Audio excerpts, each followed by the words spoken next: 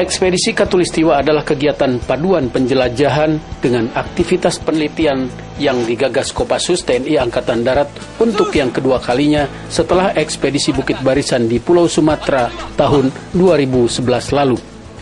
Kegiatan yang dilakukan dalam ekspedisi Khatulistiwa selain penelitian dan komunikasi sosial adalah penjelajahan.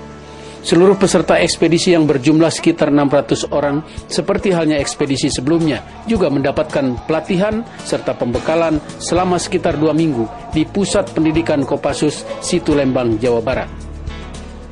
Berbagai kesiapan fisik, pengetahuan, dan kemampuan praktis serta pemahaman tentang kondisi alam dan budaya setempat diberikan. Ekspedisi di pulau yang berada di garis Khatulistiwa ini memiliki nilai strategis karena berbatasan dengan Malaysia serta keunikan dan keragaman alam serta budayanya. Dibanding ekspedisi sebelumnya, ekspedisi Khatulistiwa ada pengembangan pesertanya yang dulu hanya kalangan TNI Angkatan Darat, kini ditambah dari Angkatan Laut diwakili Korps Marinir dan Angkatan Udara diwakili Korps Paskas. Dari unsur sipil selain kalangan peneliti dari LIPI dan lembaga lainnya, ditambah lagi beberapa perguruan tinggi terkemuka di berbagai kota termasuk universitas tempat. Para peserta dibagi ke dalam 8 kelompok wilayah yang berada di Provinsi Kalimantan Barat, Kalimantan Tengah, Kalimantan Timur, serta Kalimantan Selatan. Untuk ekspedisi Khatulistiwa selain kelompok kegiatan penelitian dan komunikasi sosial, disiapkan khusus tim penjelajahan. Mereka terbagi atas kelompok penjelajahan menyusuri perbatasan dan tim yang bertugas menyusuri perairan rawa laut, sungai dan pantai atau Rala Sunte.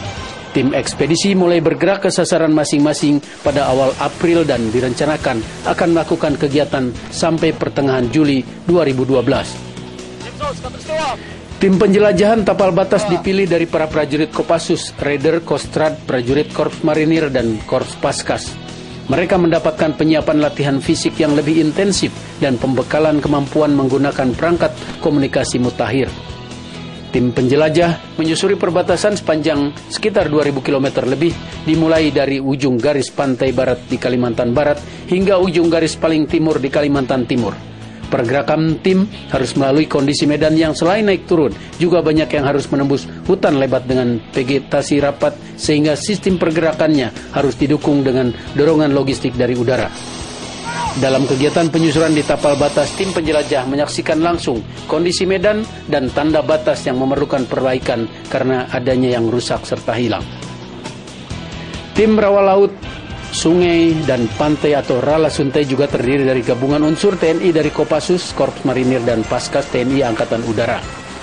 Tim ini menggunakan 2 perahu karet Sea Rider yang menyusuri dari perairan ujung perbatasan Indonesia-Malaysia di titik paling barat di Kalimantan Barat hingga titik paling timur di Kalimantan Timur dengan jarak tempuh keseluruhan sekitar 5.800 km. Tim bertugas mengobservasi kondisi Rala Sunte di seputar perairan Kalimantan, yang antara lain juga untuk mengamati kemungkinan titik yang dapat dijadikan area pendaratan amfibi. Pada penyusurannya, tim Rala Sunte juga memaknai Hari Kebangkitan Nasional 20 Mei 2012 dengan peringatan di titik garis nol Khatulistiwa. Di lokasi ini, tim Rala Sunte bersama para penyelam dari Bontang melakukan pengibaran bendera merah putih di atas perahu dan di dasar laut.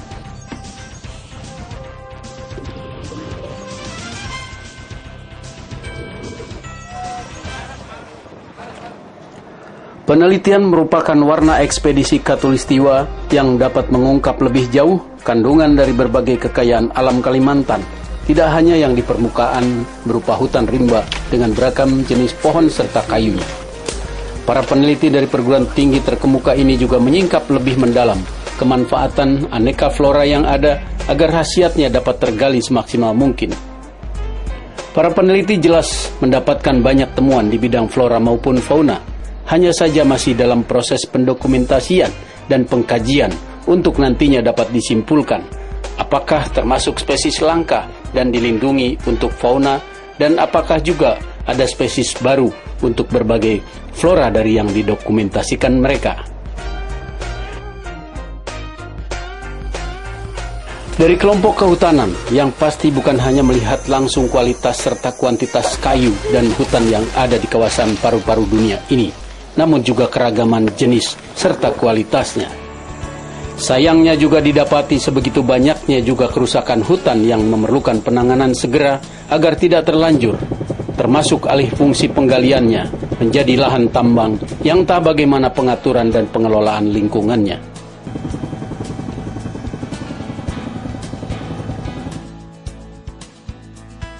Kenyataan bumi Kalimantan menjadi kekayaan alam sumber daya tambang juga tidak mengherankan, sebagaimana ditemukan dari sisi peneliti geologi. Bumi Khatulistiwa ini selain memiliki kandungan lapisan batuan umum, batu bara, yang kini menjadi sumber galian utama yang ramai dieksplorasi. Berbagai bahan mineral lainnya juga yang lebih berharga diidentifikasi ada di perut buminya, sehingga semakin tinggi saja nilai potensi sumber daya alam pulau ini. Selain sebagai upaya kembali membangun kepedulian untuk melestarikan serta mencintai alam Indonesia, adanya kegiatan ekspedisi Khatulistiwa telah membangkitkan kembali rasa kebangsaan masyarakat, khususnya di perbatasan yang selama ini mereka rasakan kurang. Wujud dari bergeloranya kembali rasa nasionalisme itu tampak tidak hanya dari dukungan yang secara langsung diberikan oleh berbagai pihak di tiap area kegiatan, tetapi juga terlihat dari adanya sambutan dengan penuh kebanggaan melalui adat budaya setempat yang mereka akan lakukan dengan antusias dan tulus. Itulah objek garapan kelompok sosial budaya yang juga menjadi objek kegiatan penelitian pada ekspedisi Khatulistiwa ini.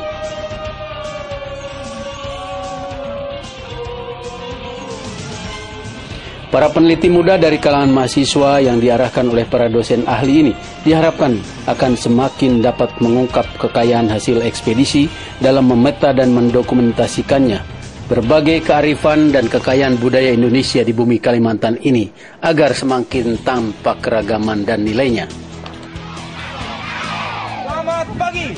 Para peserta ekspedisi juga tidak pernah kering kreativitasnya dalam menggerakkan masyarakat dalam hal kegotong royongan dan menjaga serta meningkatkan kebersihan dan kelestarian lingkungan di berbagai area.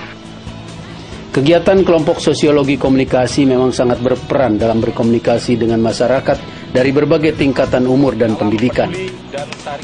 Pada kenyataannya, masyarakat dengan mudah diajak melakukan berbagai hal kebaikan yang dibangun bersama bagi kesejahteraan serta kenyamanan mereka. Komunikasi kelompok maupun anjang sana sebagai bentuk komunikasi dengan para sesepuh dan tokoh masyarakat dilakukan yang menjadikan keberadaan tim ekspedisi tidak hanya diterima, tetapi juga dijadikan langsung sebagai bagian dari komunitas mereka. Itulah sebenarnya watak utama masyarakat Indonesia yang berada di Kalimantan ini, yang sangat menjunjung persaudaraan serta selalu merindukan adanya kontak komunikasi dengan sesama warga masyarakat di luar yang juga sesama satu bangsa dan satu negara, Indonesia. Kegiatan kreatif dalam membangun kebangsaan dan aktivitas lain yang bersifat membangun karakter positif bangsa ini menjadi ruh keberhasilan dan diterimanya kegiatan ekspedisi yang menurut Wakil Kepala Staf TNI Angkatan Darat merupakan dibangunnya tunggul hati, bukan tunggul fisik seperti monumen fisik semata, tetapi tunggul kebaikan dan ketulusan yang diberikan kepada sesama, sehingga melekat dan tertancap dalam setiap hati masyarakat tempat kita berkegiatan. Itulah tunggul hati, hasil dari karya dan hati para peserta ekspedisi. Ayo maju ekspedisi. Ayo maju ekspedisi. Ekspedisi Khatulistiwa di bumi Kalimantan juga telah memberikan aktivitas menarik bagi kegiatan penelitian. Kayanya tanah Borneo dengan berbagai sumber daya alam dan hutan tropis memberikan daya tarik sekaligus tantangan tersendiri bagi para peneliti. Bumi Kalimantan memberikan temuan terdapatnya sebagian hutan yang terbabat tanpa pemulihan yang benar serta penggalian sumber daya mineral di kawasan kehutanan adalah bagian yang memerlukan perhatian berbagai pihak. Ekspedisi Khatulistiwa 2012 yang akan diakhiri pertengahan Juli 2012 direncanakan akan didokumentasikan serta diabadikan dalam sebuah buku sebagaimana hasil ekspedisi Bukit Barisan 2011 di Pulau Sumatera. Kegiatan terpadu yang digagas kalangan TNI ini diharapkan dapat berlanjut di seluruh kepulauan Nusantara dengan penanganan dan pengelolaan yang lebih baik untuk menghasilkan kemanfaatan yang lebih besar lagi dalam membangun terus kepedulian, kecintaan kita terhadap kelestarian alam, keragaman, serta kesatuan Indonesia.